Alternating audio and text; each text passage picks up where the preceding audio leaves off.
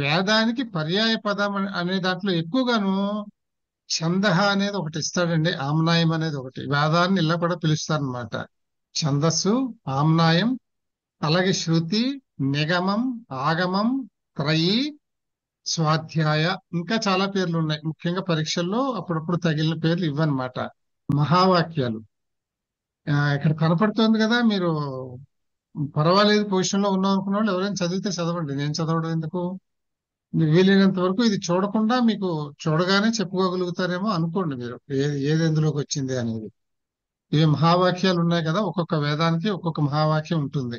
చదువుతారండి మీరు ఎవరైనా చూస్తుంటే? నేను చదువుతాను మరి. చదవండి సుబ్బయ్య గారు. వేదాలు మహావాక్యాలు. ఆ, ప్రజ్ఞానం బ్రహ్మ. ఇది ఉమ్, ఋగ్వేదం నుంచి తీసుకోబడ్డది. ఉమ్. ఐతరేయోపనిషత్ 5వ అధ్యాయం నుంచి ప్రజ్ఞానం అధ్యాయం బ్రహ్మ. అధ్యాయం మీరు చదవండి ఇప్పుడు. కానీ అధ్యాయం అడగలండి. నేను ఉత్తరే ఇన్ఫర్మేషన్ రాస్తాను, ఇదంత ఇంపార్టెంట్ కాదు. ఉపనిషత్తు ఇంపార్టెంట్ అండి. కేవలం వేదం కాకుండా ఒక్కొక్కసారి ఈ మహావాక్యం ఏ ఉపనిషత్తు అని అడిగేది ఉంటుంది. ఋగ్వేదంలోని ఏ ఉపనిషత్తు అని క్వశ్చన్ ఇస్తాడు. ఋగ్వేదం మనకి బాగానే గుర్తుంటుంది, ఇది గుర్తు పెట్టుకోవాలి. అందుకని ఇది చదవండి. చదవండి ఓకే. సుబ్బయ్య గారు. ప్రజ్ఞానం బ్రహ్మ ఐతరేయోపనిషత్తు ఋగ్వేదం నుంచి తీసుకోబడ్డది. ఉమ్, రెండవది తత్వమసి. ఇది ఉమ్, చాందోగ్యోపనిషత్తు నుంచి, అంటే సామవేదం నుంచి తీసుకోబడ్డది. ఓకే, అహం గుడ్. బ్రహ్మాస్మి అన్నది బృహదారణ్యకోపనిషత్తు నుంచి తీసుకోబడ్డది. శుక్ల యజుర్వేదం ఇది దాని యొక్క మూలం. అయం ఆత్మా బ్రహ్మ ఇది మాండుక్యోపనిషత్తు నుంచి తీసుకోబడ్డది. దీనికి మూలం అథర్వవేదం. కరెక్ట్. అథర్వవేదంలో మాండూక్య ఉపనిషత్తు. సాధారణంగా మీకు మహావాక్యం కాక ఇంకా ఏదైనా కొటేషన్ ఇచ్చి ఇది ఏ ఉపనిషత్తు అని అడిగితే వేదం అంటే తెలిసిపోతుంది. ఏ ఉపనిషత్తు అంటే సాధారణంగానండి ఎక్కువ కొటేషన్లు ఋగ్వేదంలో వచ్చేవి ఇవే ఉపనిషత్తులు వస్తాయి. ఋగ్వేదంలో ఇంపార్టెంట్ ఐత్రేయ ఉపనిషత్తు, సామవేదంలో చాందోగ్య, శుక్ల యజుర్వేదంలో బృహదారణ్యక. ఒకవేళ ఉత్తి యజుర్వేదం అన్నా వాడు యజుర్వేదం ఉత్తిది ఇస్తే ఉత్తిది రాయొచ్చు. శుక్ల యజుర్వేద, కృష్ణ యజుర్వేద అని జనరల్ గా రెండు ఇస్తాడు. ఇచ్చినప్పుడు శుక్ల యజుర్వేదం గుర్తుపెట్టుకోవాలి. బృహదారణ్యక ఉపనిషత్తు ఇందులో నుంచే మనకి మాక్సిమం కొటేషన్స్ ఉంటాయి. అలాగే అథర్వవేదంలో కూడా ముఖ్యమైనటువంటి మాండూక్య ఉపనిషత్తు ఓం అనేది వచ్చేది కూడా మీకు ఫస్ట్ మాండూక్య ఉపనిషత్తులో నుంచే వస్తున్నాడు. ఓం ఫస్ట్ మాండూక్య ఉపనిషత్తులో ఉపయోగించారు అన్నమాట. సో కనుక ఈ రకంగా ఇవి గుర్తుపెట్టుకోవాలి. తర్వాత ఇది ఒకటి చాలా ఇంపార్టెంట్ అండి.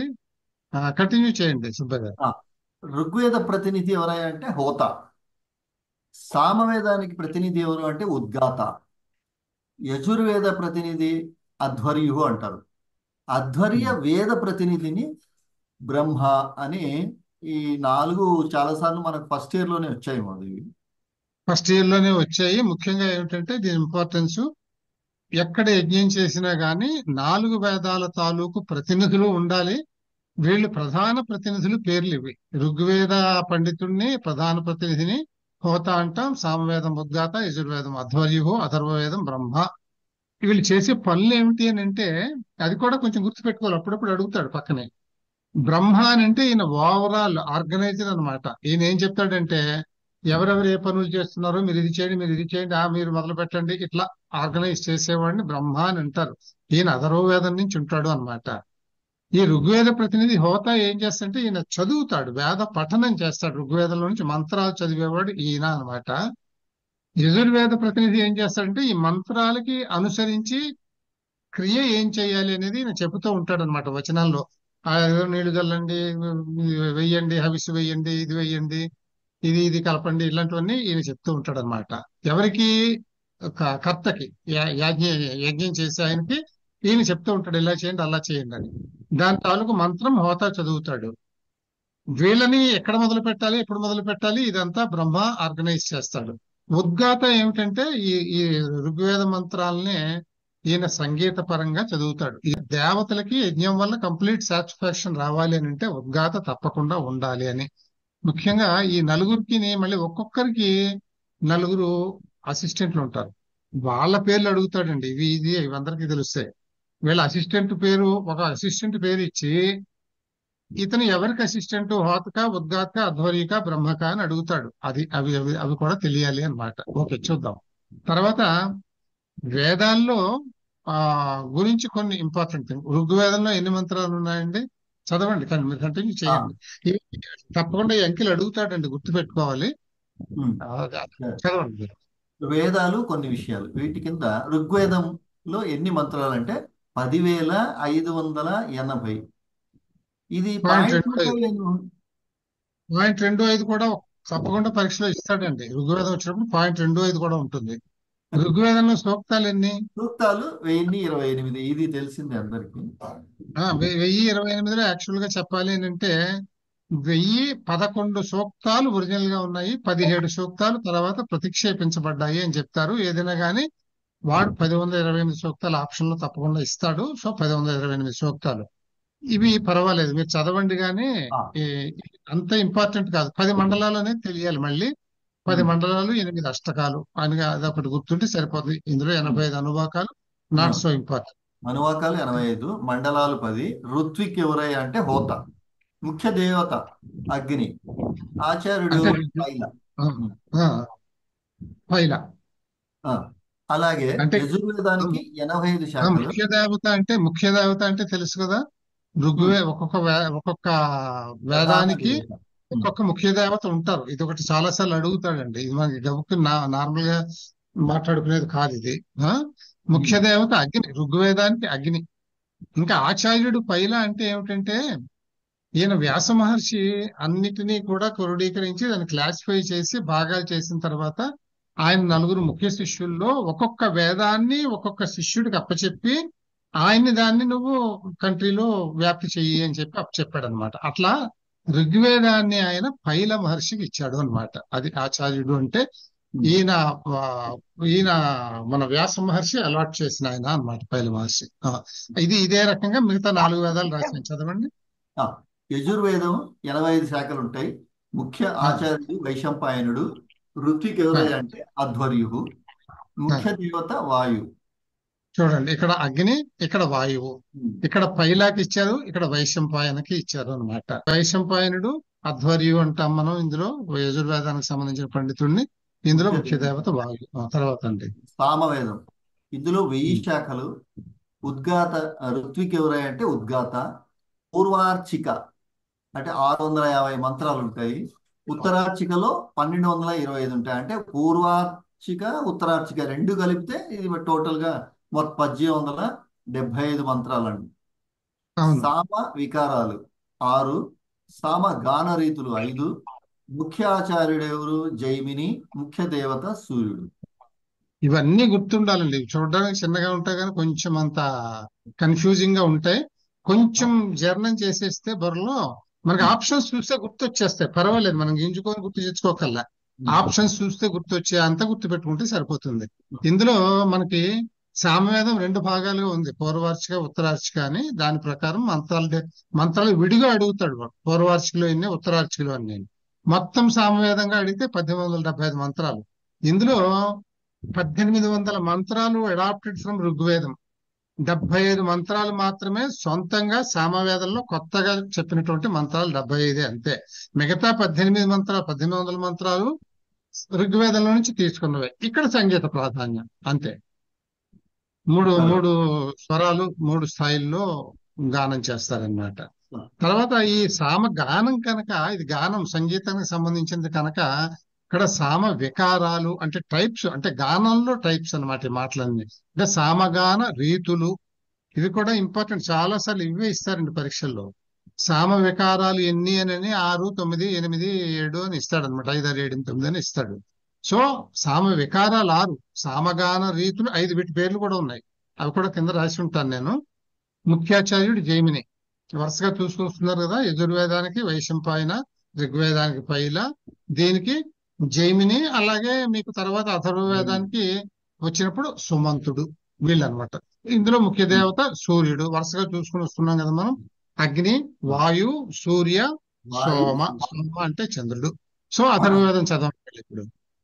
అధర్వవేదం. కాండలు 20. ఋత్విక్ ఎవరంటే బ్రహ్మ.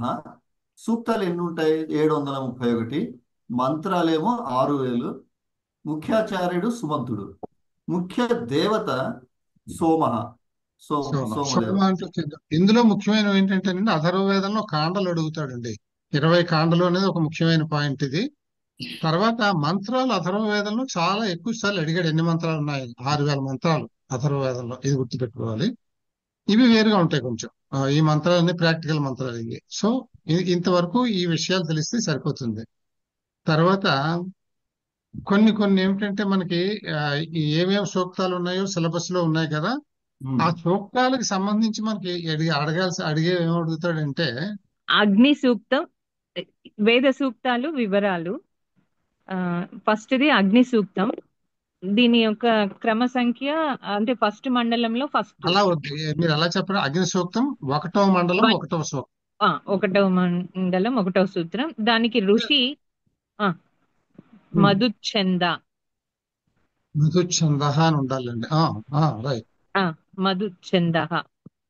తర్వాత దేవత వచ్చి అగ్ని. దేవతాయాः అపరనామ అస్తినా, అపరనామాని. Okay okay. అగ్ని సూక్తంలో ఉన్న దేవునికి అపరనామాని.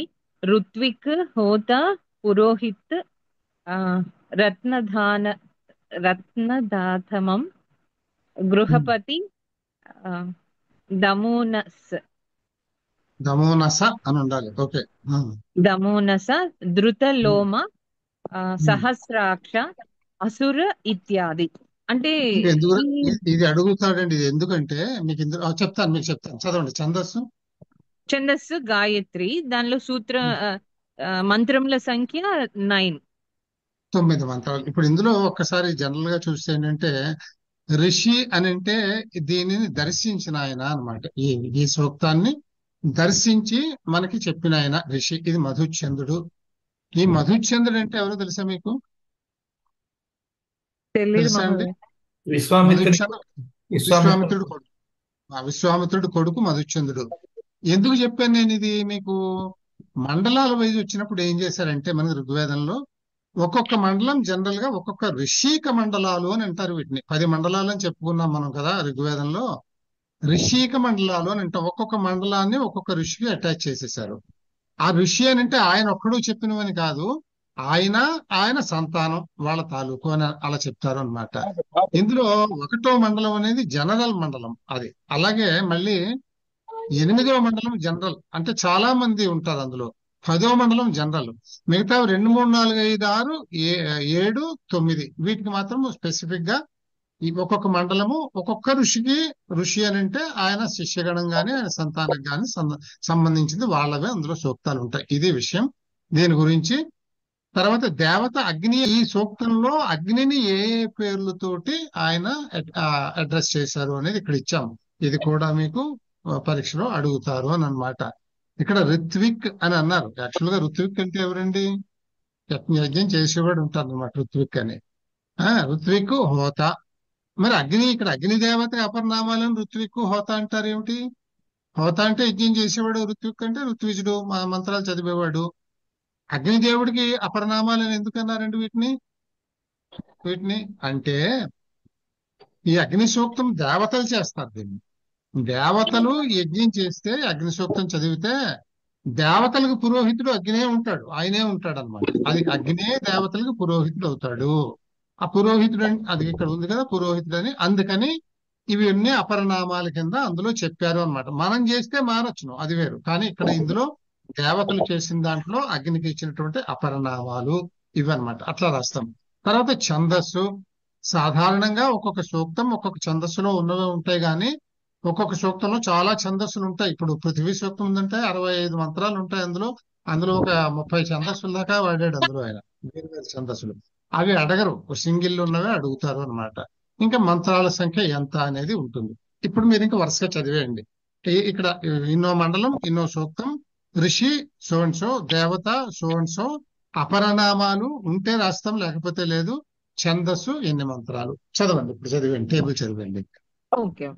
వరుణ సూక్తం 1వ మండలం 25. ఋషి 25వ సూక్తం మొత్తం చెప్పండి, నోటికి అలవాటు అవుతుంది. 1వ మండలం 1వ మండలం 25వ సూక్తం. ఋషి సునః శేపః, దేవత వరుణ, అపరం నామ లేదు. ఛందస్సు గాయత్రి, మంత్రాలు 21. మూడవది ఇప్పుడు ఆ, రెండోది చూడండి. ఈ రెండో మండలం ఋషిక మండలం కదా, ఇది సునస్సేపుడు ఆయనకి సంబంధించినటువంటి మండలం అన్నమాట. ఇది ఓకే. ఆయన సంతానం వాళ్ళది మాత్రం ఉంటాయి. ఇది సునస్సేపుడికి సంబంధించినటువంటిది ఇది అన్నమాట. తర్వాత అండి. సూర్య సూక్తం 1వ ఉమ్. మండలం 115వ సూక్తం. అంగిరస కృత్స అంటే ఇది ఇద్దర మహోదయ, ఇది ఒకటే పేరు కదా? కాదండి, అంగిరసుడికి సంబంధించినటువంటి మండలం మూడో మండలం. ఆయన ఓకే. సంతానానికి సంబంధించినటువంటిది అలా అన్నమాట. ఋషిక మండలం అది. ఆ, అంటే ఇప్పుడు ఆయన మొత్తం పేరు అంగిరస కృత్స. అనే మనం అడ్రస్ చేస్తాం. ఇందులో తండ్రి పేరు అంగిరస, కొడుకు పేరు కృత్స కృత్స అన్నమాట. అనేది పుత్రుడు. ఓకే. దేవత సూర్య, ఆ, ఛందస్సేమో త్రిష్టు. దీనిలో ఉమ్. మంత్రాల సంఖ్య 6. 4వది ఇంద్ర సూక్తం. ఇది 2వ మండలంలోని 12వ సూక్తం. ఉమ్. దీనికి ఋషి గృత్సమద, ఉమ్. దేవత ఇంద్ర, అపరం నామ ఆ, ఉత్రహ వృత్రహ, ఉమ్. వృత్రహ. శుషి ఉమ్. శృషిప్ర, ఉమ్. వజ్రబాహు, హిరణ్యబాహు, మరుత్వాన మరుత్వాన్, ఆ, ఉమ్. అచ్యుత అచ్యుతచ్యుత ఇత్యాది. అచ్యుతచ్యుత, అచ్యుత అచ్యుత. అచ్యుతచ్యుత. ఓకే, అత్యుచ్యుత ఈ పేర్లతో ఒక అత్యుతచ్యుత. అడ్రస్ చేశాము. తర్వాత అండి. ఆ, ఛందస్సేమో త్రిష్టుపు, మంత్రాలు ఉమ్. 15. ఇందులో ఇంపార్టెంట్ పాయింట్స్ తర్వాత వస్తాయి కానీ, మీరు ఇందులో ఇది నాలుగో మండలం గృత్సమధుడికి సంబంధించినటువంటి మంత్రము. మీకు ఇందులో ఈ 2/12 ఎందుకు ఇంపార్టెంట్ అంటే, ఇవి మీ సిలబస్ లో ఉన్న నెంబర్లు. మీకు తెలుసు కదా, ఇంద్ర సూక్తాలు మొత్తం ఎన్ని ఉన్నాయంటే తెలుసురా మీకు? ఇంద్రుడి మీద మాక్సిమం సూక్తాలు ఉన్నది ఎవరి మీద ఉంటాయండి? ఇంద్రుడి మీద ఉంటాయి. తర్వాత ఏమో సోమ సూక్తాలు ఉంటాయి. ఇట్లా మనకి అగ్ని సూక్తాలు, ఇంద్రుడి తర్వాత అగ్ని సూక్తాలు ఎక్కువ ఉంటాయి. ఇట్లాంటి పాయింట్స్ కిందనే రాశానులేండి. ఉత్తర సందర్భం వచ్చింది కానీ చెప్తున్నాను. ఇంద్ర సూక్తాలు మీకు 250 సూక్తాలు ఉన్నాయి ఇంద్రుడి మీద. 250 సూక్తాలు. అందుకని మనకి సిలబస్ లో 2/12. ఇది వేరే మండలంలోనూ ఉంటుంది. ఇదే మండలంలో ఇంకా చాలా సూక్తాలు ఉంటాయి. 12ది కాకుండా ఇంకా వేరే సూక్తాలు కూడా ఉండొచ్చు ఇదే మండలంలో. అంచేత మన సిలబస్ లో ఉన్నది 2/12 అన్నమాట ఇంద్ర సూక్తం. అది అట్లా చూసుకోవాలి. తర్వాత అలాగే ఈ ఛందస్సుల్లో మాక్సిమం త్రిష్టుపులు ఉంటాయండి. త్రిష్టుప్ తర్వాత ఎక్కువ ఉండేది గాయత్రి. అది అంచేత ఇలాంటివి కొన్ని జనరల్ గా గుర్తుపెట్టుకోవాలి. ఇవి కూడా ప్రశ్నలు అడుగుతాడు. ఎక్కువ ఛందస్సు వాడబడింది ఏది అనేది. మనకు అసలు మీకు ఋగ్వేదంలో ఎన్ని ఛందస్సులు వాడారు మీకు తెలుసా? అది అది 7 ఇంపార్టెంట్. 7 అనుకుంటా. 7. 7. రైట్. 7 ఛందస్సులు. అది సప్తకములు అని అంటాం. 3 సప్తకాల కింద చెప్పారు ఛందస్సుని. ఆ ప్రథమ సప్తకం 7 ఛందస్సులు. అది కూడా మీరు ఇంకోటి కూడా గుర్తుపెట్టుకోవాలి. ప్రాధాన్యంగా 7 ఛందస్సులు. ఇవి కాక అన్యంగా ఇంకో 2-3 ఛందస్సులు వాడారు అక్కడక్కడ. మొత్తం 7 నేను నిక్కచ్చిగా ఏం కాదు కానీ, ఎన్ని ఛందస్సులు ప్రముఖంగా వాడారు అని అంటే 7 అనేది దాని ఆన్సర్ అనమాట మనకు ఆప్షన్స్ లో. Okay.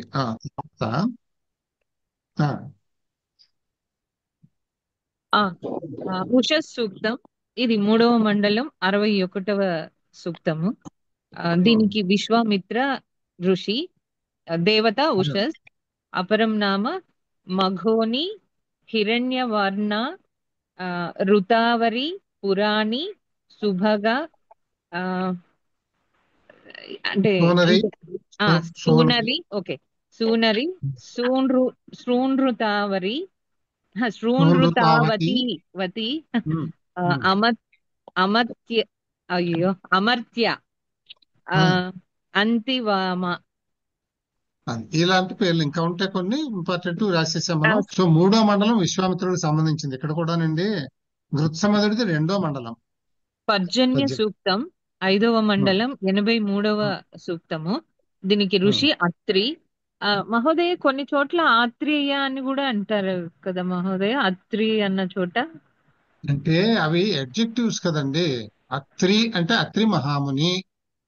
Atri relating to Atri Atreya. Okay మహోదయ.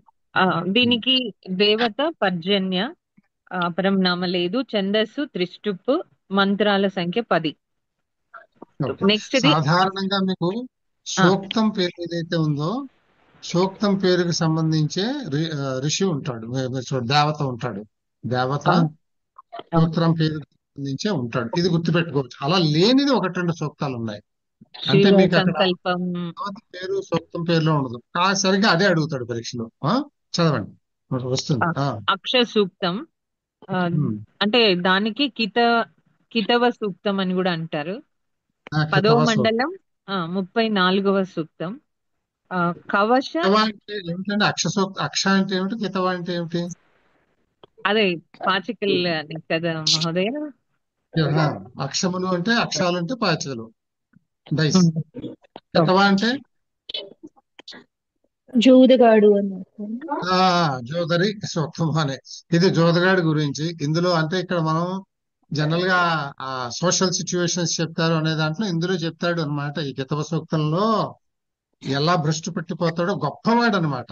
చాలా గొప్పవాడు అయినటువంటి వాడు, రాజో ఋషో అయిన వాడు కూడా ఈ పాచికలాటలో పడిపోతే ఎలా భ్రష్టు పట్టిపోతాడో, ఆఖరికి పెళ్ళం కూడా లెక్క చేయకుండా వీడిని పట్టుకుపోండి అని చెప్తుంది రాజుగారికి. రోజుల్లో వాళ్ళు ఇటువంటి జోదాలు ఆడద్దు అని చెప్పే పాఠాలు ఆ రోజుల్లో కూడా ఉన్నాయి అనే దానికి ఇది ఉదాహరణగా చెప్తారు అనమాట. ఋషి చూడండి. ఋషి కవచ, ఏలూష్, కవచ- అది ఆ, దేవత పేరు. ఇప్పుడు అక్ష కృషి ప్రశంస అని. అంతే అంతే అంతే. అక్షరాలే దేవత. లేదు, ఉత్తి అక్షరాలు అని ఇస్తే అక్షమే దేవత అవుతుంది అక్కడ. అట్లా అన్నమాట. ఓకే. ఛందస్సేమో అనుష్టుప్. సూక్త మంత్రాల సంఖ్య 14. రైట్. తర్వాత జ్ఞాన సూక్తం. ఇదేమో 10వ మండలము 71వ సూక్తము. దీనికి బృహస్పతి ఋషి ఆ, పరబ్రహ్మ పరబ్రహ్మ జ్ఞాన, జ్ఞానం. ఇది దేవత. తర్వాత ఛందస్సేమో త్రిష్టుప్, కానీ 9వ మంత్రం మాత్రం జగతి. అది కరెక్ట్. అంతేనా గురువు గారు? అంతే, కరెక్ట్, ఎగ్జాక్ట్లీ. 11 మంత్రాలు ఉంటాయి. అది అన్ని నెక్స్ట్ త్రిష్టుపులు. ఒక్క 9వ మంత్రం మాత్రం జగతి. ఇక్కడ చూడండి, యాక్చువల్గా జ్ఞాన సూక్తం అని అంటే మీకు తెలిసిపోతుంది జ్ఞానమే దేవత అవుతుంది అని చెప్పేసి. సాధారణంగా అలాగే ఉంటుంది అంటాం. కానీ ఒక్కొక్కసారి పరబ్రహ్మ అంటారు. ఎందుకంటే జ్ఞానం అంటేనే పరబ్రహ్మం కదా. అందుకని పరబ్రహ్మ జ్ఞాన, ఈ రెండు వచనం రెండు కలిపి కూడా రాయొచ్చు. పురుష సూక్తము.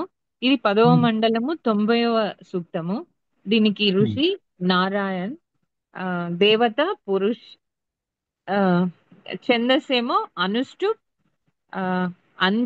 అంత్య త్రిష్టుప్. అంత్య ఉందా మహోదయ? అంటే పాత 16 మంత్రాల్లో 16వ మంత్రం మాత్రం త్రిష్టుప్, ఆఖరిది అని.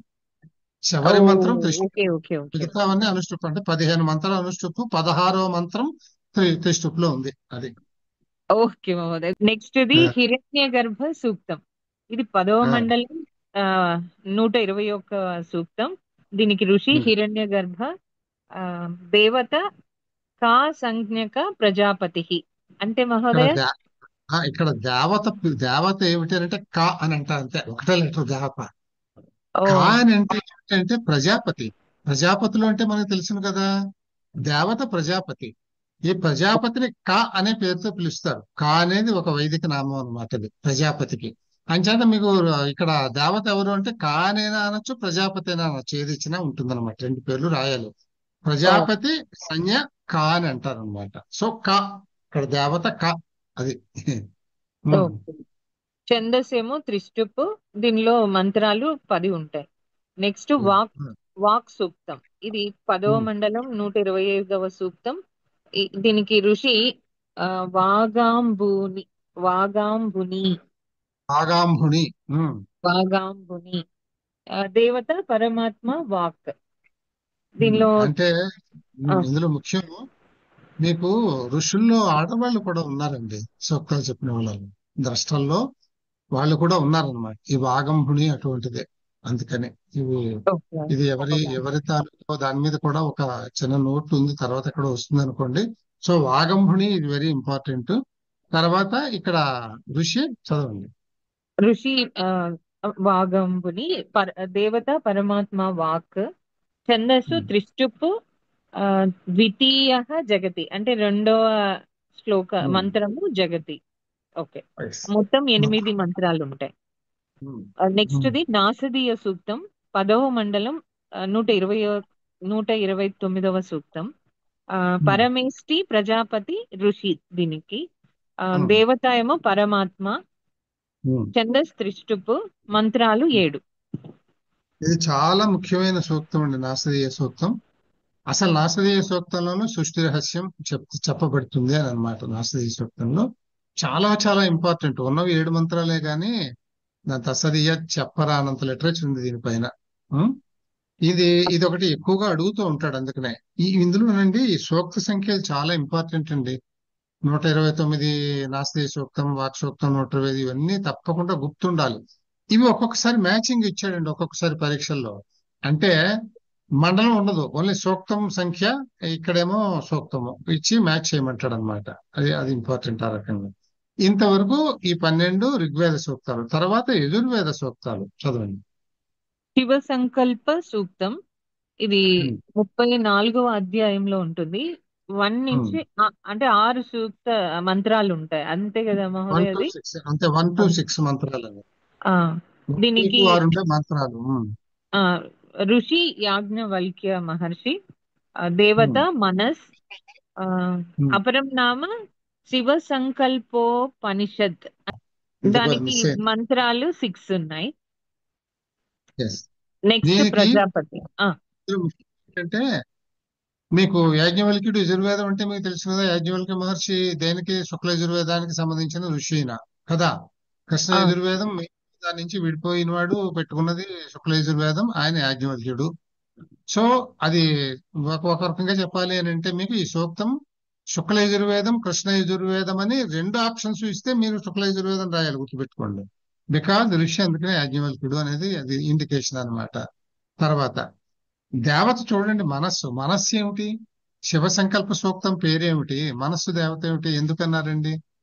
ఎందుకన్నారు మనస్సు దేవత? దేవత అంటే మనం ఎవరిని కొలుస్తున్నామో ఆ దేవతనే కదా. ఋషి ఎవరినైతే అడ్రస్ చేస్తున్నాడో ఆ దేవత, అది మనస్సు అయింది దేవత. ఎలా అయింది మనస్సు? దీనికి ఉండే కనెక్షన్ ఏమిటంటే, ఇక్కడ శివ సంకల్ప సూక్తం అంటే అర్థం ఏమిటండి? చెప్పగలరా మీరు? మీకు ఐడియా ఉందా? శివ సంకల్పము అని అంటే శివుడికి సంబంధించింది అని అనుకుంటాం, అంతే కదా. అది కాదు. శివ అనే దానికి అర్థం, శివం శబ్దానికి అర్థం శుభం, మంగళం అని అర్థం అన్నమాట. శివ సంకల్ప సూక్తం అంటే సమస్తం మంగళకరంగా ఉండేలాంటి సంకల్పం కావాలి అని. మంగళకరంగా ఉండేటటువంటి సంకల్పం జరగాలి అంటే ఇదేమిటనమాట, మనకి మనమే చెప్పుకోవడం అన్నమాట. అంటే నాకన్నీ మంగళకరమైనటువంటి సంకల్పాలే రావాలి. చెడు ఆలోచనలు, చెడు కృత్యాలు, దురాగతాలు ఇవి రాకూడదు మన దృష్టిపథంలోకి. మన ఆలోచనలోకి గాని, మన సంకల్పాలు గాని అన్నీ కూడా శివమయంగా ఉండాలి, అంటే మంగళమయంగా ఉండాలి. ఎక్కడొస్తాయండి సంకల్పాలు? వచ్చేది ఎక్కడండి? మనస్సులో వస్తాయి, అంతే కదా. మన సంకల్పం చేసేది మనస్సే కదా. సంకల్ప వికల్ప మనస్సు చేసే పని కదా. అందుకని శివ సంకల్ప సూత్రం అంటే ఇక్కడ ప్రతి సూక్తానికి కూడా మకుటం చివరిలో ఏమొస్తుందంటే, నేను మంగళకరమైన సంకల్పం చేసేలాగా దీవించు, చేసేదను గాక అని వస్తుంది అనమాట సూక్తాల్లో. అందుకని దీన్ని ఏమనంటే శివ సంకల్ప ఉపనిషత్. అంటే మన మనసుకు దగ్గరగా కూర్చుని మంచి మంచి మంగళకరమైనటువంటి సంకల్పాలు చెయ్యాలి అనేటటువంటి జ్ఞానము అని అర్థం అన్నమాట. 6 మంత్రాలు. ఓకే, తర్వాత చదవండి. ప్రజాపతి. ఇది 32వ అధ్యాయంలో ఉంటుంది. 5 మంత్రాలు. స్వయంభూ బ్రహ్మ, దీనికి ఋషి. దేవత పరమాత్మ. మొత్తం 16 మంత్రాలు ఉంటాయి. మొత్తం 16 మంత్రాలు, బట్ ఇప్పుడు ఉన్నదేమో 5 మంత్రాలు ఇచ్చారనా దీని అర్థము? అంతేనండి. అనుష్ఠుప్ ఛందస్సులో ఉంటుంది. అంతే.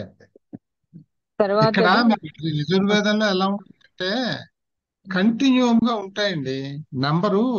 మంత్రాల సంఖ్య కంటిన్యూమ్ ఉంటుంది. అది కంటిన్యూమ్ ఉన్నప్పుడు వీళ్ళ పేర్లు ఏంటంటే 1వ మంత్రం నుంచి 6వ మంత్రం వరకు ఒక పేరు, ఆ 7వ మంత్రం నుంచి అట్లా పేర్లు పెట్టుకున్నారు అన్నమాట. అధ్యాయం అంతే మళ్ళీ 1 నుంచి 5 వరకు అని రావచ్చును. అందుకని ఈ మొత్తం మంత్రాలు ఇప్పుడు కొన్ని ఉంటే ఈ ప్రత్యేకించి ఈ సూక్తానికి సంబంధించినవి 1 మంత్రం నుంచి 5 వరకు అని అట్లా పెడతారన్నమాట. అది తర్వాత అథర్వ వేద సూక్తాలు. దీనిలో యజుర్వేద సూక్తాలు 2 ఉన్నాయి, అథర్వ వేద సూక్తాలు ఉన్నాయి. చెప్పండి. ఫస్ట్ది రాష్ట్రాభివర్ధన సూక్తం. ఇది ఉమ్. ఒకటవ మండలం 29వ సూక్తం. అక్కడ అంతే. అది అంతే. అధ్యాయం కూడా అక్కర్లేదు, 29 సూక్తం. ఆ, యాక్చువల్ గా ఇది అర్థంలో వచ్చినప్పుడు ఈ సూక్తాలు నంబర్లు ఒకటి గుర్తుంటే సరిపోతుందండి, 29, 53 అట్లా అన్నమాట. ఆ, అది ఒక సూక్తం అనేప్పుడు మళ్ళీ కాండ గుర్తు పెట్టుకోవాలి. అంటే 12వ అధ్యాయం 12వ కాండలో వస్తుంది అన్నమాట. అది ఎన్ని కాండలు ఉన్నాయని చెప్పుకున్నాం మనం అథర్వవేదంలో? 20 కాండాలు ఉన్నాయి అని చెప్పుకున్నాం, ఇంపార్టెంట్ నంబర్ అని చెప్పా. అందులో 12వ కాండంలో పృథ్వీ సూక్తం ఉన్నది అనమాట. అది ఓ, చదవండి, రాష్ట్రాభివర్ధన సూక్తం. ఆ, ఒకటవ మండలంలో 29వ సూక్తం. దీనికి ఋషి వశిష్ఠ, దేవత ఉమ్, ఆ, బ్రహ్మణి బ్రహ్మణస్తి ఉమ్. అవ్- ఆ, బ్రహ్మణస్తి అభివర్తి అభివర్తిమని. అభివర్తిమణి. దానికి ఛందస్సు అనుష్టుప్, మంత్రాలు 6. అభివర్తిమణి అని అంటే ఏమిటంటే, ఈ రాష్ట్రాభివర్ధన సూక్తం అంటే ఏమిటంటే, రాష్ట్రం అభివృద్ధి చెందాలి అని ప్రార్థన చేయడం. మన రాష్ట్రం అంటే మన దేశం అన్నమాట. మన ప్రాంతం అనండి, ప్రాంతమో ఏదో మొత్తం రాష్ట్రం అంటే తెలిసి అన్నింటికీ వాడతాం. అది అభివృద్ధి చెందాలి అనేటటువంటి సూక్తం అన్నమాట. ఇందులో ఏమవుతుందంటే, ఆ ఆ, నాకు గుర్తున్నంత వరకు ఇంద్రుడికి తన పట్టణాన్ని అభివృద్ధి పదంలో పెట్టుకోవడానికి అభివర్తిమణి ఒక మణి ఒకటి ఉంటుందన్నమాట. అది అట్లాంటి మణి లాంటి అభివృద్ధి పొందే, మణితో పొందిన అభివృద్ధి లాంటి అభివృద్ధి మా మా పట్టణం, అదే మా రాష్ట్రం పొందాలి అని మనం చేసేటటువంటి సూక్తం అన్నమాట. ఇది రాష్ట్ర అభివర్ధన సూక్తం. ఇది అథర్వవేదంలో ఉన్నది అన్నమాట. తర్వాత కాల సూక్తం. ఇది ఆ 19వ మండలం కాండం. 53వ సూక్తం. మండలం కాండ అంటాం ఇక్కడ. కాండ ఇక్కడ 20 కాండలు కదా. ఉమ్, ఓకే. ఋషి భృగు, దేవత ఉమ్, కాలహ. దీనిలో ఉమ్. 3 ఛందస్సులు ఉంటాయి: త్రిష్టుప్, అనుష్టుప్, బృహతి. 10 మంత్రములు ఉంటాయి. అంతేనండి. నెక్స్ట్ పృథివీ సూక్తం. ఇది ఉమ్, ద్వాదశ కాండ. ఆ, ఉమ్, అ- ఆ, అథర్వ అంటే ఋషి, ఆ ఉమ్. దేవత ఏమో భూమి లేకపోతే పృథ్వీ. దీనిలో మొత్తం 63 మంత్రాలు ఉంటాయి. 60. ఇది ఇక్కడ. ఉమ్. తర్వాత కొన్ని ఇక్కడ రాసినవి ఏంటంటే, సూక్తాల్లో పర్యాయ పదాలు అపరనామాలు అన్నామే, ఏమేమి వాడారు అంటే విష్ణువుకి ఏం వాడారు, సోముడికి ఏం వాడారు అనేటటువంటిది ఇక్కడ నేను రాశాను అన్నమాట. చదవండి. ఓకే. విష్ణు ఉరుక్రమ, ఉరుగాయ, ఉమ్, కుచర, ఉమ్, వృష్ణ, ఉమ్. త్రివిక్రమ, భీమ ఇత్యాది. ఇవన్నీ కూడా విష్ణువుకి ఆ, వాడినటువంటి అపరనామాలు అన్నమాట. తర్వాత సోమ, సోముడికి ఆ, మైజవత, మౌజ్యవత్. మైజవత్, మౌ మౌ మౌ సారీ మౌజవత్, ఉమ్. ఉత్రహంతం, సహస్ర వృత్రహంతం. ఉమ్, వృత్రహంతం. అంటే ఉమ్. ఆ, వృత్తుని వృత్రాసురుడిని చంపేయడం. ఆ, అంతే అని, అదే అర్థం. ఓకే. ఇప్పుడు సహస్రధార్. ప్రతి దేవత ఇంద్రుడే, ఇంకా అలాగే గుర్తుపెట్టుకోవాలి, ఇంద్రుడే. ఇప్పుడు ఎలా ఉంటుందంటే, ఇప్పుడు దేవత అంటే ఇప్పుడు అగ్ని అండి, అసలు దేవతలందరికీ అగ్ని. ఇంద్రుడు అనేవాడు సుప్రీం, ఆయన ఆయన అధిపతి. ఇక మిగతావన్నీ అగ్నే. అయితే అన్ని అగ్నిలే గాని ఏ పని చేసినప్పుడు ఆ పని తాలూకు పేరు మారుతూ ఉంటుంది. అందుకని సాధారణంగా అగ్ని ప్రతి సూక్తంలోనూ అగ్ని వస్తుంది అన్నమాట. అది. ఓకే. అలాగే ఇక్కడ, అందుకని ఇక్కడ సహస్రధార, ఆ, సహస్రధార్, ఉమ్, పవమాన, పవమాన్, ఆ, మహిష్ట, ఇంద్రపతి ఇత్యాది. అదేనండి. ఇవన్నీ అంచేత ఇక్కడ సోముడినే ఇంద్రుడి కింద అనుకుంటే, అందుకే ఇప్పుడు పవమాన అన్న, వృత్రహంతం అంటే వృత్రాసురుడిని హరించిన వాడన్నా అన్ని వస్తాయి అన్నమాట ఇక్కడ. తర్వాత ఋగ్వేదంలో ముఖ్యమైనటువంటి సూక్తాలు అంటే ఇది ఎందుకు రాశాము అంటే, ఏ సూక్తం ఏ నంబర్లు గుర్తు పెట్టుకునేందుకు అన్నమాట. మండలం నంబర్ గుర్తు పెట్టుకునేందుకు సూక్తాలు. చదివేయండి, లిస్ట్ చదివేయండి. పురుష సూక్తం 10వ మండలం 90వ సూక్తం. నాసదీయ సూక్తం 10వ మండలం 129వ సూక్తం. హిరణ్య గర్భ సూక్తం 10వ మండలం 121వ సూక్తం. శ్రద్ధ సూక్తం 10వ మండలం 151. సూక్తం. ఇది మామూలుగా తెలిసి పెట్టుకోవాలా మహోదయ్? ఇది కూడా ఉందా మనకి? శ్రద్ధ సూక్తం, వాక్స్ ఇది. అంటే ఈ నంబర్ల వరకే, ఇది నంబర్ల కోసమే ఓకే అంతే. ఓకే. పైన ఉన్నవే సిలబస్ లో ఉండే మంత్రాలు అడిగేది మాత్రం ఆ పైన ఉన్నవే అంతే, ఆ ఇవి పైన అక్కర్లేదు. ఉన్నది. Okay okay. శ్రద్ధా సూక్తం 10వ మండలం 151వ సూక్తము. వాక్ సూక్తం 10వ మండలం 125వ సూక్తము. తర్వాత దాన స్తుతి సూక్తం 10వ మండలం 107వ సూక్తం. సంజ్ఞాన సూక్తం 10వ మండలం 191వ సూక్తం. అక్ష సూక్తం 10వ మండలం 34వ సూక్తం. వివాహ సూక్తం 10వ మండలం 85వ సూక్తం.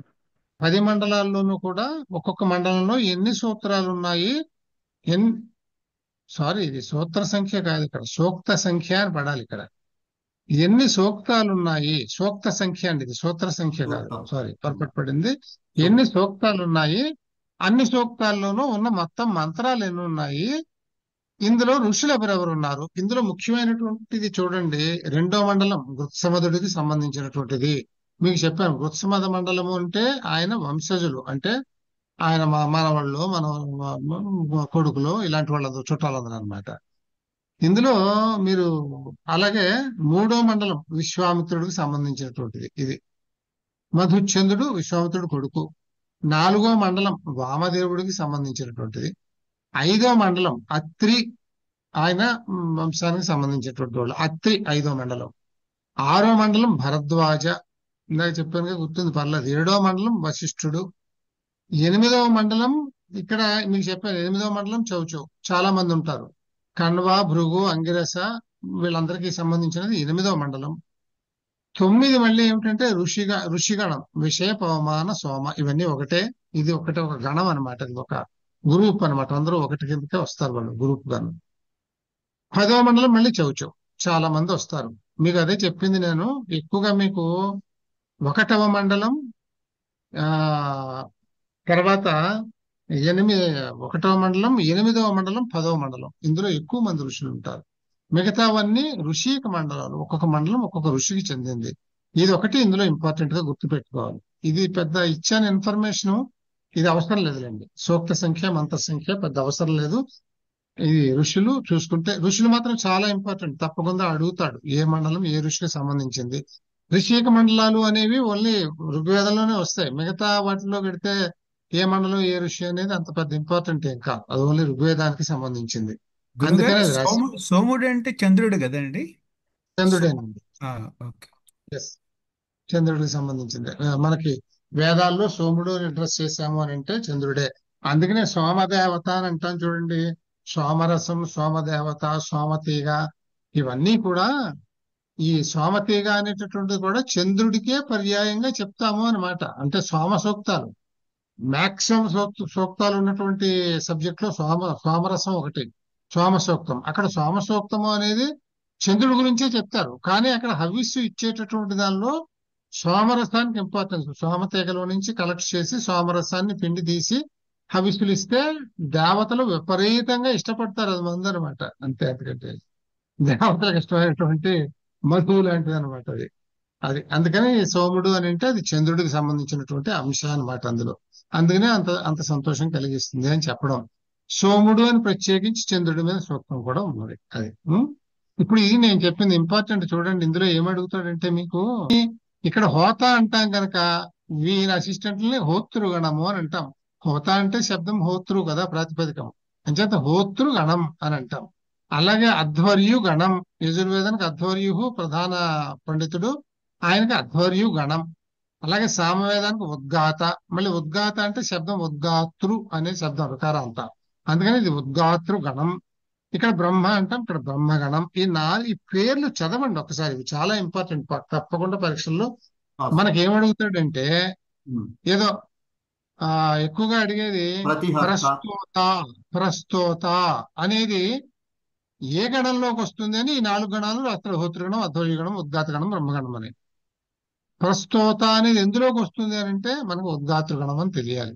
అది లేదు, సామవేదానికి సంబంధించిన ఏ వేదానికి సంబంధించిన పండితులు అంటే వేదం పేరు రాయాలి. అది ఈ టేబుల్ అందుకని ఇక్కడ తయారు చేశాను అనమాట, వేదము గణము. ఇది ఇప్పుడు చదవండి. ఋగ్వేద హోత హోతృగణం దీని కింద నలుగురు అసిస్టెంట్: హోత, మైత్రావరుణ, అచ్చావక, గ్రావస్తుత. తర్వాత అచ్చావాక యజుర్వేద గ్రావస్తుత. ఉమ్. గ్రావస్ గ్రావస్తుత అంతేనా మాధవ్? అంతే అంతే. ఆ, అచ్చావాక గ్రావస్తుత. అచ్చావక. అంతే సార్. యజుర్వేద ఇందులో అధ్వర్యు ఉంటాడు. అధ్వర్యు గుణం కింద నలుగురు. ఎవరెవరు? అధ్వర్యు, ప్రతిప్రస్థాత, నేష్ఠ, ఉన్నేత, నలుగురు. అలాగే రైట్. సామవేదంలో ఉద్గాత ఉంటాడు. ఉద్గాతృ గణం కింద నలుగురు. ఎవరెవరు? ఉద్గాత ఫస్ట్, ప్రస్తోత, ప్రతిహర్త, సుబ్రహ్మణ్య. అంటే ఒక నలుగురు. చీఫ్, ముగ్గురు అసిస్టెంట్లు అన్నమాట. చూడండి, ఒక చీఫ్, ముగ్గురు ఒక అసిస్టెంట్. చీఫ్, ముగ్గురు అసిస్టెంట్లు. కరెక్ట్. అది నలుగురు గ్రూపు గణం అంటే అది. సిమిలర్లీ అథర్వ వేదంలో బ్రహ్మ సూపర్వైజర్, మొత్తం ఓవరాల్ ఇన్ఛార్జ్. సో ఆ బ్రహ్మగణం కింద బ్రహ్మ సూపర్వైజర్, ఆయన కింద ముగ్గురు అసిస్టెంట్లు: బ్రహ్మణాఛంసి ఒకరు, అగ్నిధన ఒకరు, పోత మూడో వ్యక్తి. ఇందులో ఎక్కువగా పరీక్షలో ఇచ్చిన పేర్లు ఏమి ఇచ్చారు అని అంటే, హోతృగణంలో నుంచి మీకు మైత్రావరుణ అనే పేరు అడిగారు. ఇది ఎక్కువగా పరీక్షల్లో తగిలినటువంటి పేర్లు. మైత్రావరుణ అనే అసిస్టెంట్ పేరు హోతృగణంలో ఇచ్చారు. ఇందులో అధ్వర్య గణంలోకి వచ్చినప్పుడు ఉన్నేత, నేష్ఠ ఈ రెండు ఎక్కువసార్లు అడిగారు. నేష్ఠ, ఉన్నేత వీళ్ళు అధర్వ గణంలోకి సంబంధించిన వాళ్ళు, అధ్వర్య గణంలోకి సంబంధించిన వాళ్ళు. అలాగే సామవేదంలో ఎక్కువగా అడిగినటువంటిది ప్రస్తోత, ఇది ఎక్కువగా అడిగారు అన్నమాట. అలాగే అథర్వ వేదాంత దగ్గరికి వచ్చేటప్పటికి ఎక్కువగా అడిగింది ఏంటంటే పోత. పోత అనేది చాలా సార్లు పరీక్షల్లో ఇచ్చారు. ముఖ్యమైన పేర్లు అన్ని గుర్తుపెట్టుకోవడం కష్టము, కానీ ఒకసారి చదివేస్తే మనం ఓకే చూచాగా గుర్తొచ్చేస్తుంది. కానీ ఇంపార్టెంట్ మనం మర్చిపోకూడదు. ఇక్కడ పోత, ఇక్కడ ప్రస్తోత, ఇక్కడ నేష్ఠ, ఉన్నేత, ఇక్కడ మైత్రావరణ. ఎక్కువగా ఇవి రిపీట్ అవుతున్నాయి పరీక్షల్లో పేర్లు. ఈ గణాల్లో అడుగుతారు, అది కూడా అడుగుతారు అన్నమాట. తర్వాత వేదవ్యాసుడు ఆయన ఎవరెవరికి ఏమి ఇచ్చాడు అనేది 4 వేదాలు, 4 మహర్షులు, ఈ పేర్లు చెప్పండి. ఋగ్వేద పైల మహర్షి, ఋషి ఎవరంటే పైల మహర్షి. యజుర్వేదానికి ఋషి వైశంపాయన, సామవేదానికి జైమిని మహర్షి, అథర్వ వేదానికి ఋషి సుమంతు మహర్షి. అది ఇది అనమాట. తర్వాత ఈ యజ్ఞాలు, ఎన్ని రకాల యజ్ఞాలు ఉన్నాయి అనేది ఒకటి ఉందన్నమాట. వేదంలో ఎన్ని అయ్యే మనకు తెలుసు కదా, వేదాలు వేరు, స్మృతులు వేరు, ఇలా ఉన్నాయి కదా. ఈ వేదాల్లో కొన్ని పంచయజ్ఞాలు అని అంటాము. స్మృతుల్లో 7 యజ్ఞాలు. అవి 7 గ్రూప్స్ అన్నమాట. 7 పాకయజ్ఞాలు, 7 హవిర్యజ్ఞాలు, 7 సోమ సంస్థలు అని అంటాం. అట్లాగా మనకి స్మృతుల్లో చెప్పారు. ఇవి వేదంలో తెలుపబడిన పంచయజ్ఞాలు ఏమిటి చదవండి. 4 పేర్లు. అగ్నిహోత్ర 1, దర్శపూర్ణమాస 2, చాతుర్మాస్య 4వది పశుయాగ, 5వది సోమయాగ. ఇట్లా ఇవి పంచయజ్ఞాలు వేదంలో వచ్చినవి. స్మృతులందు ఎన్నున్నాయంటే 7 పాకయజ్ఞాలు, 7 హవిర్యజ్ఞాలు, 7 సోమ సంస్థలు. ఇట్లా మూడు రకాలు స్మృతులు ఉన్నాయి. అందులో ఒక్కొక్కటి పాకయజ్ఞాలు 7, హవిర్యజ్ఞాలు 7, సోమ సంస్థలు 7. ఇప్పుడు ఇంకా డీటెయిల్డ్ గా 7 పాకయజ్ఞాలు ఏంటివి అంటే: ఔపాసన హోమ 1, వైశ్వదేవ 2, పార్వణ 3, అష్టక 4, మాసి శ్రాద్ధ 5, శ్రవణ 6, శూలగవ 7. అలాగే హవిర్యజ్ఞాలు 7 ఏంటంటే: అగ్నిహోత్ర, దర్శపూర్ణమాస, ఆగ్రయణ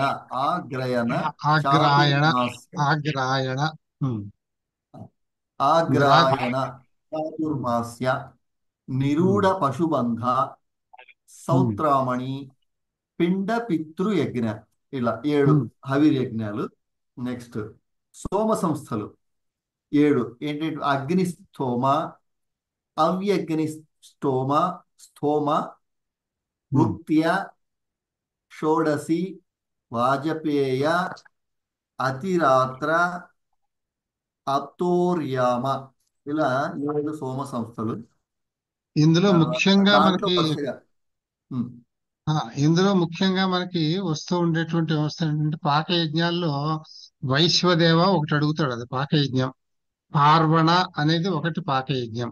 ఈ రెండు ఎక్కువగా మనకి పాకయజ్ఞాలు, ఈ రెండు తగులుతూ వచ్చే పాత పేపర్లలో వైశ్వదేవ, పార్వణ అనేది. అలాగే హవిరి యజ్ఞాల్లోకి వచ్చినప్పుడు అగ్నిహోత్ర ఒకటి, ఇవన్నీ ఇంపార్టెంట్. దర్శ పూర్ణమాస ఒకటి, సౌత్రామణి ఒకటి చాలా ఎక్కువ సార్లు అడుగుతాడు. తర్వాత పిండ పితృయజ్ఞం. ఇందులో ఇంపార్టెంట్ హవిరి యజ్ఞాలన్నీ కూడా, అంటే హవిస్లు ఇంపార్టెంట్ కదా. అగ్నిహోత్ర, దర్శ పూర్ణమాస, అగ్రాయణ, తర్వాత సౌత్రామణి, పిండపితృ, చాతుర్మాస, ఇవన్నీ ఇంపార్టెంటే, చాలా సార్లు వచ్చేవి. తర్వాత సోమ సంస్థల్లోకి వచ్చేటప్పటికి మనకి ఎక్కువగా అడిగేది వస్తుందంటే అగ్నిష్టోమ ఒకటి వస్తుంది. తర్వాత అతిరాత్ర, వాజపేయ, ఈ పేర్లు కొంచెం ఎక్కువగా వస్తుంటాయి అన్నమాట పెట్టి. అది తర్వాత ఇంకా దర్శ పౌర్ణయాగం గురించి మనకు కొంచెం, దర్శ పౌర్ణమాసయాగం గురించి మనకు కొంచెం తెలియాలి. దానికి బేసిక్ డీటెయిల్స్ కొన్ని రాశాను, ఇది చదవండి. దర్శ పౌర్ణమాసయాగంలో ఏముంటాయి అనేది, దాని అంగాలు దర్శ ఏమున్నాయి అని రాశాను. పూర్ణమాస యాగంలో దర్శ పూర్ణమాస యాగంలో 5 ప్రయాజములు, 3 అనుయాజాలు తెలుపబడ్డాయి. ప్రయాజములు ఏంటివి? 2 ఆజ్య భాగాలు, ప్రధాన యాగము, స్విష్టుకృత్, ప్రాశిత్రావధాన, ఈడావధాన, ఇలా 2 ఆజ్య భాగాలు, ప్రధాన యాగము, స్విష్టుకృతు, పాశిత్రావధాన, ఇడావధాన. నెక్స్ట్ అంటే ఇక్కడ చూడండి, అందులో ప్రయాజములు, ఇక్కడ ప్రయాజాలు 5, అనుయాజాలు 3 అన్నట్టుగా 5 ప్రయాజాల్లో 2 ఆజ్య భాగాలు ఒకటి అనమాట, ఒకటి కింద లెక్క. 2 ఆజ్య భాగాలు, ప్రధాన యాగం, సృష్టికృతు, ప్రాశిత్రావధాన, ఇడావధాన, ఈ 5 ప్రయాజాలు అని అంటాం అనమాట. అది ఈ 2 ఆజ్య భాగాలు 2 కింద లెక్కేసుకుంటే 6 అవుతుంది, కాదు, 2 ఆజ్య భాగాలు 1 భాగం. తర్వాత అనుయాజములు భాగప్రాశన 1, అన్వాహార్య 2, దక్షిణ అన్నది 3, అవి అనుయాజాలు. వేద భాష్యకారులు ప్రముఖ భాష్య గ్రంథాలు వరుసగా. ఇది ఒకటి చాలా ఇంపార్టెంట్ అండి, ఒక క్వశ్చన్ ఇందులో వస్తుంది అన్నమాట. చాలా ఎక్కువగా వచ్చేది నేను చెప్తాను ముందు. ఇది చదవండి. ఇందులో ముఖ్యంగా మనం గుర్తుపెట్టుకోవాల్సిన మళ్ళీ ఒకసారి నేను మెన్షన్ చేస్తాను. చదవండి. వేదాలు, వేద భాష్యకారులు ప్రముఖ భాష్య గ్రంథాలు. ఋగ్వేదం, వేదాలన్నీ వరుసగా. ఋగ్వేదం భాష్యకారుడు మాధవ భట్ట, ఇతను ప్రముఖ భాష్య గ్రంథాలు, ఇతను రాసినవి. నామానుక్రమణి 1, ఆఖ్యాయనానుక్రమణి 1, 2, నిర్వచనానుక్రమణి 3, ఛందో అనుక్రమణి 4, స్వరానుక్రమణి అన్నది ఇంకొకటి. ఇవి తర్వాత ఋగ్వేదంలో 2వ వ్యక్తి సాయన, ఇతనేమి భాష్యం రాశాడంటే మాధవీయ వేదార్థ ప్రకాశ అన్నది ప్రముఖ భాష్య గ్రంథం. సాయన గారి చేత రాయబడింది.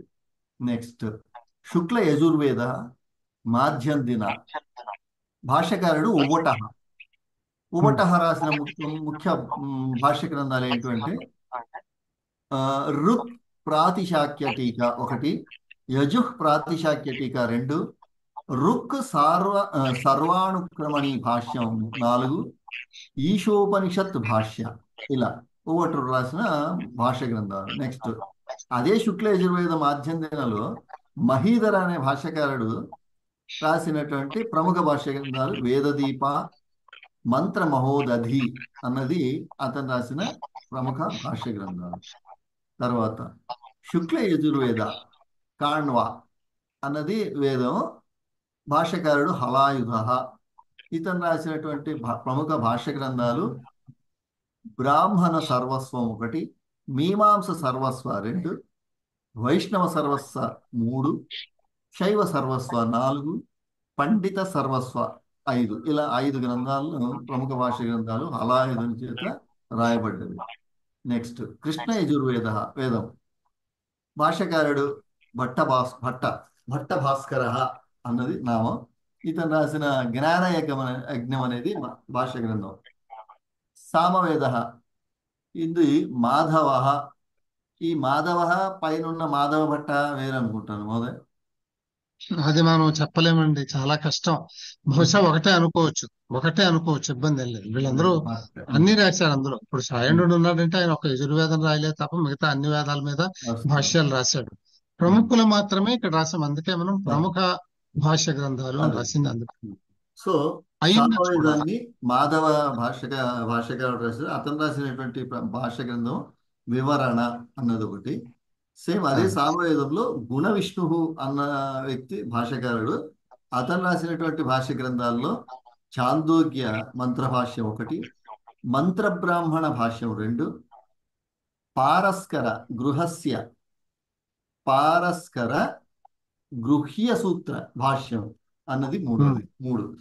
అథర్వవేద ఉమ్. కింద సేమ్ ఆయన సాయనాచార్యుడు ఆయన ఆయన ఆయన yes. ఆ. సంపూర్ణ అథర్వవేద భాష్యం రాశారు ఆయన.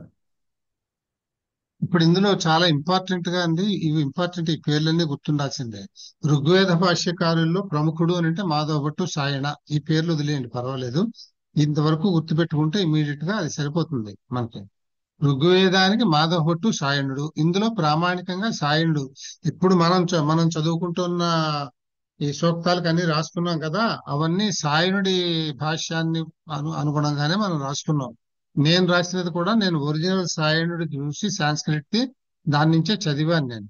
అది శుక్ల యజుర్వేదానికి ప్రముఖులు అంటే ఉభటుడు, మహీధరుడు. మనకు చాలా ఎక్కువ సార్లు వీళ్ళ మీద ప్రశ్నలు వస్తాయండి. ఉభట, మహీధర. మనకు ఉభటుడు వ్యాకరణ ఇందులో కూడా వస్తాడు, ఛందస్సు వాటిల్లో కూడా వస్తాడు, వ్యాకరణంలో కూడా వస్తాడు. తర్వాత శుక్ల యజుర్వేదంలో కారణం, శుక్ల యజుర్వేదంలో మనకి మీకు తెలుసు కదా, 2 మాధ్యందిన, కాణవ 2 శాఖలు ఉంటాయి ఇందులో. ఈ 2 శాఖల్లో కాణవ శాఖలో హలాయుధుడు ఉన్నాడు, ఇక్కడేమో ఓవటుడు, మహీధరుడు. మాధ్యందిన, కాణవ. శుక్ల యజుర్వేదానికి కాణవ శాఖకి హలాయుధుడు. అంటే వీళ్ళందరూ భాష్యకారులు, భాష్యం రాసిన వాళ్ళు. భాష్యాలు లేకపోతే మనకు అర్థమయ్యేవి కాదు అవి. అలాగే శుక్ల యజుర్వేదం మాధ్యందినానికి ఉభటుడు, మహీధరుడు. కృష్ణ యజుర్వేదానికి భట్టభాస్కరుడు. చాలా ఇంపార్టెంట్, ఈయన పేరు అస్తమానం వస్తూ ఉంటుంది. కృష్ణ యజుర్వేదంలో ముఖ్య భాష్యకారుడు ఎవరు అంటే భట్టభాస్కరుడు. సామవేదానికి మాధవుడు, ఆయన ఇంపార్టెంట్. గుణ విష్ణు పదవులు నెక్స్ట్. మాధవుడు ఇంపార్టెంట్. మాధవుడు సామవేదం. అథర్వ వేదానికి సాయనుడు. ఇందాక మనం చెప్పుకున్నాం చూడండి, సామ వికారాలు, షట్ సామ వికారాలు అని అంటాం మనం. సామ వికారాలు 6. ఈ 6 ఏమిటంటే మంత్రగానం కోసం మంత్రాల్లో చేసే మార్పులు, అంటే ట్యూన్స్ అన్నమాట, అంతకంటే ఏం లేదు. Tunes, different tunes. ఈ ట్యూన్స్ కోసం 6 రకాలైనటువంటి వికారము అంటే ఇక్కడ మార్పు అని అర్థం అండి. సామ వికారము అంటే సామగానంలో చేసే మార్పులు. 6 షట్ సామ వికారాహ, 6 మార్పులు. ఇవి ఏమిటి అని అంటే, ఇదేమిటో ఇక్కడ రాశారు. ఇవి మీరు చదవండి, పేర్లు నేను చెప్తాను. స్తోభ, వికార, విశ్లేషణ, వికర్షణ, అభ్యాస, విరామ. ఇవన్నీ మీరు చదివి చక్కగా ఉంటుంది, సంగీతం తెలిసిపోతుంది. మంత్రం చదివేటప్పుడు ఒక మంత్రాన్ని రాగంలో ఎక్స్టెండ్ చేయాల్సి వచ్చినప్పుడు అక్కడ వాడచ్చును. మంత్ర శబ్దాల్లో ఉండేటటువంటి మధ్యలో కూడా వాడచ్చును. ఈ మధ్యలో గాని చివరి గాని వాడేదాన్ని అనుషంగి అని అంటారు. స్టార్టింగ్ లో వాడేదాన్ని స్తోభము అని అంటారు అన్నమాట. ఈ రకంగా ప్రతిదానికి రాశాను. ఇది మీరు చదవండి, ఒక్కొక్క దాన్ని చూడండి. వికర్షణ, ఒక స్వరాన్ని దీర్ఘం లేక ప్లుతంగా సాగదీసి ఉచ్చరించటం. అంటే ఏ అనే స్వరాన్ని ఈ యాటుని యా3గా అంటే ప్లుతం చేయడం, దీర్ఘాన్ని ప్లుతంగా చేయడం. రాగంలో మనకు పొడుగవుతుంది కదా, అలాగే. అభ్యాసం, ఒక పదాన్ని 2 లేక 3 మార్లు ఉచ్చరించడం. విరామం, గాన సౌలభ్యం కోసం ఒక పదం మధ్యలో ఆగిపోవడం, టక్కని కట్ చేసి మళ్ళీ స్టార్ట్ అవుతుంది చూడండి. ఇవన్నీ ఒక్కొక్క రకమైనటువంటి ప్రక్రియలు అందంగా పాడటం కోసము. ఇవి 6 విధాలు చెప్పారు. ఇది మీరు చదవండి. అలాగే సామగాన భేదాలు 4 విధాలు చెప్పారండి. ఇవి ఏమంటారు? గ్రామగేయ గాన అంటే ప్రకృతి గాన అథవా వేయ గాన. రెండోది అరణ్య గానము, ఇది అరణ్యాలను వర్ణిస్తూ పాడేటటువంటి పాట. తర్వాత ఊహాగాన. ఊహాగాన అంటే విచారపూర్వక విన్యాసాన్ని ఊహ అని అంటారు. అంటే పూర్వార్చకు సంబంధించి ఉత్తరార్చక యొక్క గానం ఈ విధితో జరుగుతుంది.